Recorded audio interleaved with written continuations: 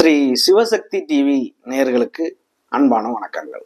உங்கள் பாரம்பரிய அருள்வாக்கு ஜோதிடர் பாலசுப்ரமணியன் அடியனின் அன்பு வணக்கங்கள். என்றும் குருவடியில் குருவை நேசிப்போம், குருவை போற்றுவோம். நம்ம தொடர்ச்சியா பார்க்கக்கூடிய விஷயம் அப்படிங்கிறது பாத்தீங்க அப்படின்னா மாத பலன், வருட பலன் எல்லாமே தொடர்ந்து பார்த்துட்டு வர்றோம். இதுல சுக்கிர பயிற்சி அப்படிங்கிறது பாத்தீங்க அப்படின்னா தொடர்ச்சியா பயிற்சி எல்லாமே பார்த்துட்டு வந்துட்டு இருக்கோம். இப்போ இந்த மாதம் தனுசு ராசியில இருந்து மீன ராசிக்கு பயிற்சியாகிறார், தனுசு ராசியில இருந்து மகர ராசிக்கு பயிற்சி ஆகிறார். அப்ப இது பாத்தீங்க அப்படின்னா 2/12/2024 கார்த்திகை மாதம் 17ஆம் தேதி அவர் பயிற்சி ஆகிறாரு, திங்கட்கிழமை. இந்த கிரகங்களுடைய அடிப்படையில சுக்கிரன் அப்படிங்கிறது ஒரு வாழ்க்கைக்கு சுகபோகமான ஒரு வாழ்க்கைக்கு சொந்தக்காரர். அவர் பயிற்சியாகி இந்த 12 ராசிக்கு என்ன பலன் கொடுப்பார் அப்படிங்கிறத நம்ம விரிவா பார்க்க போறோம். அதுக்கு முன்னாடி இந்த கிரகங்களுடைய அடிப்படையில குரு பகவான் ரிஷபராசியில வக்ரம் பெற்று இருக்காரு. செவ்வாய் பகவான் பாத்தீங்க அப்படின்னா கடக ராசியில நீசம் பெற்று இருக்காரு. கேது பகவான் பாத்தீங்க அப்படின்னா கன்னி ராசியில இருக்காரு. சூரியன் புதன் பாத்தீங்க அப்படின்னா விருச்சக ராசியில, மகர ராசியில பாத்தீங்க அப்படின்னா சுக்கிரன் இருக்காரு. இதுலயும் பாத்தீங்க அப்படின்னா சனி பகவான் பாத்தீங்க அப்படின்னா கும்பராசியில பயணம் செய்யறாரு. இந்த ராகு பகவான் மீன ராசியில இருந்து பயணம் செஞ்சிட்டு இருக்காரு. இந்த 12 ராசிக்குமே சுக்கிரனாகப்பட்டவர் பாத்தீங்க அப்படின்னா காலபுருஷ தத்துவப்படி 2வது ராசியான ரிஷப ராசிக்கும் 7வது ராசியான துலாம் ராசிக்கும் உள்ள அதிபதி சுக்கிர பகவான். அவர் பாத்தீங்க அப்படின்னா இந்த மகர ராசியில இருந்து அவருடைய பார்வை என்பது 7ஆம் பார்வை மட்டுமே. அந்த 7ஆம் பார்வையினால என்ன நல்ல பலனை கொடுப்பார், கெட்ட பலனை கொடுப்பார், அவருடைய சுபாவம் என்ன அப்படிங்கிற ஒரு விஷயத்த நம்ம விரிவா பார்த்தோம். அன்பான துலாம் ராசி நேயர்களே, துலாம் ராசி அப்படின்னாலே உங்களுடைய ராசிநாதன் சுக்கிர பகவான். அந்த சுக்கிரன் உங்களுடைய ரிஷப ராசிக்கும் சரி, உங்களுக்கு பாத்தீங்க அப்படின்னா 8ஆம் இடமான ரிஷப ராசி, அதனுடைய ராசிநாதனும் சுக்கிர பகவான், உங்களுடைய ராசிநாதனும் சுக்கிர பகவான். சுக்கிரன்னாலே பாத்தீங்க அப்படின்னா ஒரு சுகபோகமான ஒரு வாழ்க்கைக்கு சொந்தக்காரர். அப்ப உங்களை பொறுத்தளவுக்கு பாத்தீங்க அப்படின்னா ஒரு ஆடம்பரமான வாழ்க்கை, ஒரு பகட்டான வாழ்க்கை, இது எல்லாத்துக்குமே பாத்தீங்க அப்படின்னா சுக்கிரன் தான் காரணம். ஒரு நல்ல வீடு கட்டுறது, வண்டி வாகனம் வாங்குறது, வாகன யோகங்கள், வசிப்பிடங்கள், இல்லற சுகம், இது எல்லாமே பாத்தீங்க அப்படின்னா சுக்கிரனுடையது. அப்ப இதுல பாத்தீங்க அப்படின்னா உங்களுக்கு சனி பகவான் உச்சமாகக்கூடிய ஒரு இடம். சனி பகவான் உச்சமாகிறாரு அப்படின்னாலே பாத்தீங்க அப்படின்னா ஒரு நீதி, நியாயம், நேர்மை அப்படி இருக்கக்கூடிய ஒரு சனி பகவான். சனி ஈஸ்வர பட்டம் பெற்றவர். அதனால பாத்தீங்க அப்படின்னா உங்களுடைய ராசியினுடைய சிம்பிளே துலாக்கோள் தான் இருக்கும்.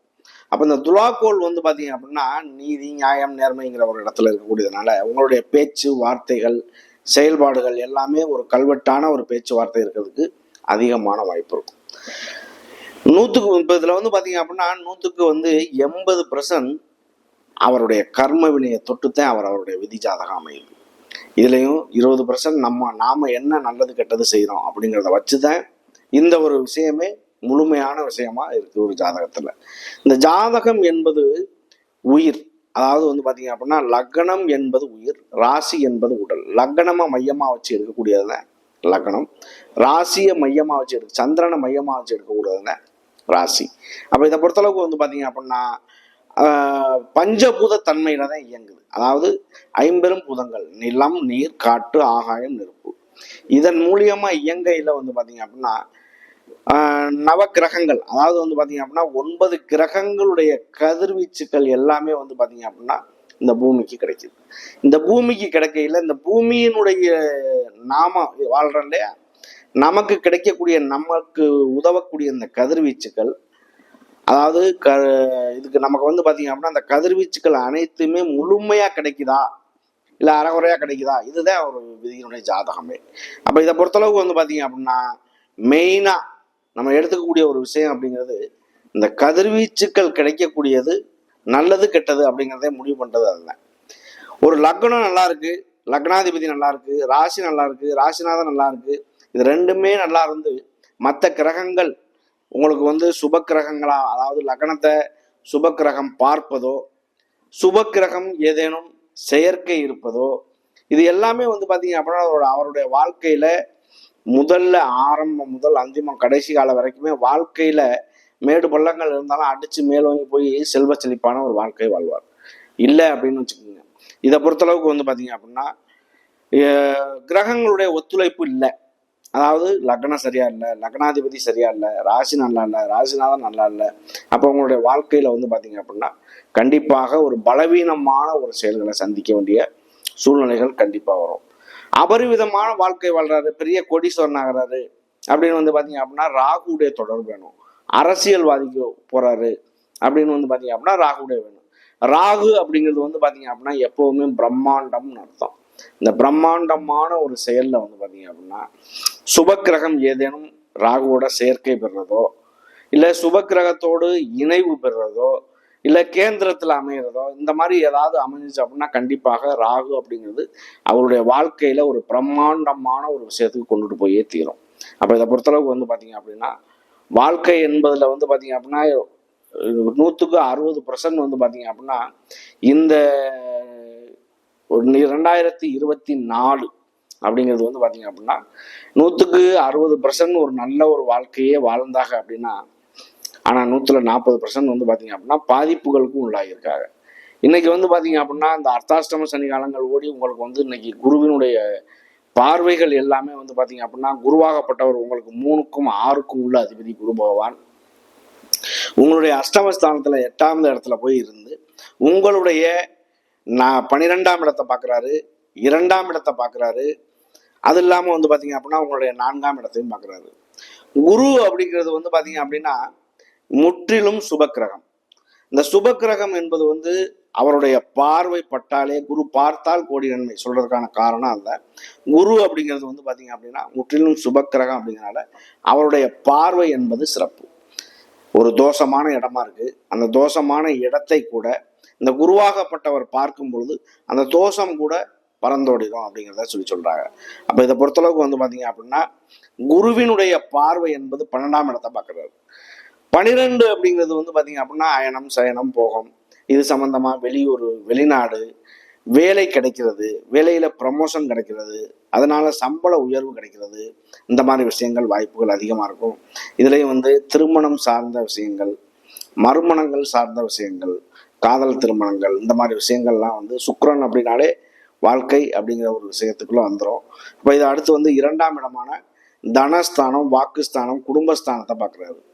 அப்போ வந்து பார்த்தீங்க அப்படின்னா தனஸ்தானம் அப்படிங்கிறது தனம் என்றால் பணம், வாக்குஸ்தானம் பேசக்கூடிய வார்த்தைகள், குடும்பம்.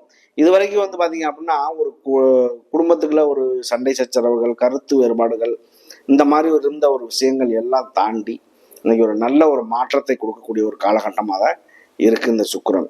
உங்களுக்கு 3ஆம் இடத்துல இருந்து 4ஆம் இடத்துக்கு அவர் பயிற்சியாகிறார். 4 அப்படிங்கிறது வந்து பாத்தீங்க அப்படின்னா வீடு, மனை, வண்டி, வாகனம், தாய், அந்த மாதிரி ஒரு உடல் மாற்றங்கள் கொடுக்கக்கூடிய ஒரு காலகட்டம். வீடு கட்டுறதோ, வண்டி வாகனங்கள் வாங்குறதோ, வெளியூர் வெளிநாடு போறதோ, இந்த மாதிரி ஒரு விஷயங்கள் எல்லாமே ஒரு நல்ல மாற்றங்கள் உருவாக வாய்ப்பு உண்டு. சுக்கிரன் அப்படின்னாலே சுகபோகமான ஒரு வாழ்க்கைக்கு சொந்தக்காரராக இருந்தாலும் சுக்கிரன் ஒரு சிலருக்கு வந்து பாத்தீங்க அப்படின்னா பாதிப்புக்குள்ள உள்ளாகிறார். அதாவது ஒரு சுக்கிரன் சம்பந்தமான பரணி, பூரம், பூராடம் இந்த நட்சத்திரத்துல ஒரு குழந்தை பிறக்கு அப்படின்னா அது வந்து குட்டி சுக்கிரன்னு சொல்லுவோம். அது ஒரு குழந்தை கடைசி குழந்தையா இருக்கணும். அதாவது வந்து பாத்தீங்கன்னா ஒரு குடும்பத்துல 2 குழந்தை இருக்குன்னா முதல் குழந்தைய விட்டு 2வது குழந்தை வந்து குட்டி சுக்கிரன் அப்படிங்கிறது குடிய கெடுக்கும் அப்படின்னு சொல்லுவாங்க. ஆனா அந்த குட்டி சுக்கிரன் அப்படிங்கிறது சுக்கிரன் எப்படி இருக்காரு, சுபக்கிரகத்தினுடைய பார்வை எப்படி இருக்கு, லக்னம் எப்படி இருக்கு, லக்னாதிபதி எப்படி இருக்கு, இதெல்லாம் பார்க்காம ஒரு விஷயங்கள் வந்து பாத்தீங்க அப்படின்னா நம்ம முடிவு பண்ண கூடாது. இப்போ இதை பொறுத்தளவுக்கு வந்து பாத்தீங்க அப்படின்னா சுக்கிரன் அப்படிங்கிறதுனாலே 4ஆம் இடத்துல இருக்கிறதுனால அவர் ஒரு நல்ல மாற்றங்களை உருவாக்குறதுக்கான வாய்ப்புகள் உண்டுன்னு சொல்றதுக்கான காரணம் அதுதான். இந்த லக்னத்துக்கு இன்னைக்கு வந்து பாத்தீங்க அப்படின்னா இந்த லக்னம் அப்படிங்கிறது சூரியனை மையமா வச்சு எடுக்கிறது அப்படிங்கிறது நம்ம சொல்லி சொன்னோம். ஒரு லக்னம், அதாவது ஒரு குழந்தை பிறக்குது அப்படின்னா அந்த பிறப்பு என்பது ஒரு உயிர். அது வந்து பாத்தீங்க அப்படின்னா இந்த லக்னம் வந்து பாத்தீங்க அப்படின்னா சூரியன் எங்கே பயணம், இந்த 12 ராசிலையுமே சித்திரை மாதம் முதல் பங்குனி மாதம் வரை மேச ராசியில இருந்து சுக்கிரன் பயணம் செய்கிறாரு. அதுல வந்து சூரியன் எந்த இடத்துல ஒரு குழந்தை பிறக்கும் போது இருக்கோ அது வந்து லக்னமாகும். சந்திரன் எந்த ராசியில பயணம் செய்கிறாரோ அந்த நட்சத்திரம், அந்த பாதம் எல்லாமே ஜென்ம நட்சத்திரமாகவும் நம்ம எடுத்துக்கிறோம். அப்போ இதை பொறுத்தளவுக்கு வந்து பார்த்தீங்க அப்படின்னா, ஒரு ராகு அப்படிங்கிறது நம்ம எந்த அளவுக்கு வேலை செய்யும் அப்படிங்கிறத சொன்னோம். அது வந்து பார்த்தீங்க அப்படின்னா பிரம்மாண்டம் அப்படிங்கிற ஒரு விஷயமே பெரிய விஷயம். இதை பொறுத்தளவுக்கு இன்னைக்கு சித்திரை, சுவாதி, விசாகம் 3 நட்சத்திரங்கள் உண்டு இந்த துலாம் ராசியில.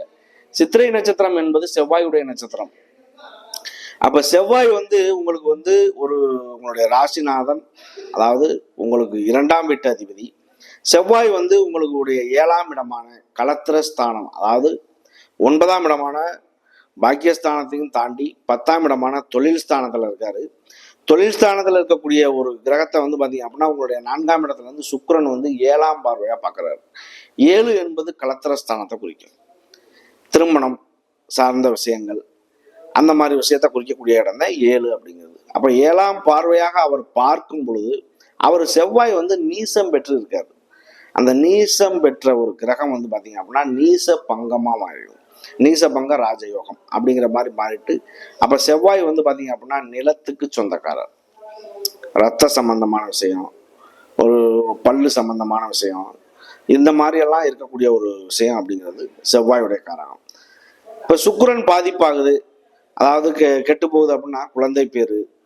2வது வந்து பாத்தீங்க அப்படின்னா இல்லற சுகங்கள்,